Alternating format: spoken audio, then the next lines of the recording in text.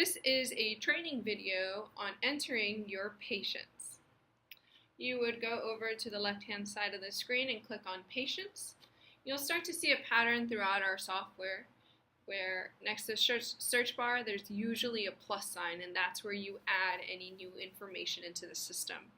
You click Add Patient, and the system immediately asks you what office they fall under. If this is a therapy patient that is going for your therapy company, you would pick your therapy office. The same if it was a hospice patient for your hospice office, you would pick a hospice office.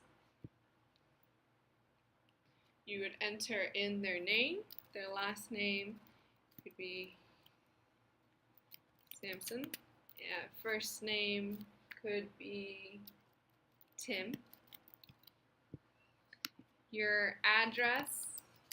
The patient profile actually doesn't have as many hard stops as the agent screen, and so less information is absolutely required, as sometimes when you get a referral you don't always have a whole lot of information on that patient except for maybe just their first and last name and their insurance ID to run eligibility.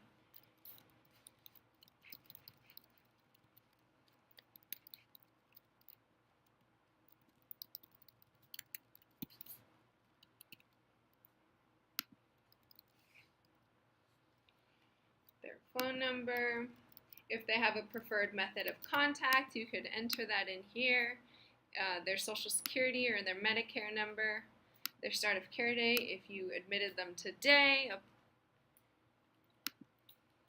Where did you get this referral from? Was it a fax that came through? What hospital or what therapy facility sent this over on what day? What time?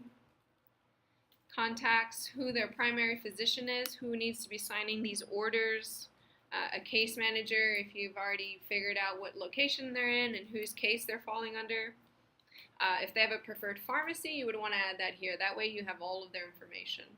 The Services tab is sometimes the information you get from a referral. Not always, but it really isn't necessary to add this information now, because when you do your first visit on this patient, all of this information is stuff that the system will gather from the documentation.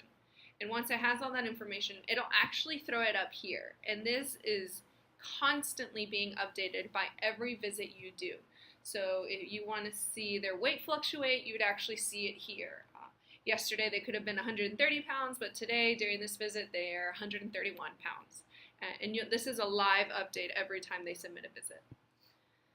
Financial, if they have their insurance, this is where you would want to throw it in. Who's paying for it? If they're paying it if it's self-pay or a third-party insurance is actually going to be the one taking care of their billing. You hit save just like before, you get some warnings. I have another patient in here that has a similar name. That's okay, it's just a warning. The zip code doesn't appear to belong to Amarillo, Texas. That's okay, it's just a warning. If it's an error, you won't actually see the submit button, but it's just a warning. And now they have become a patient in the system.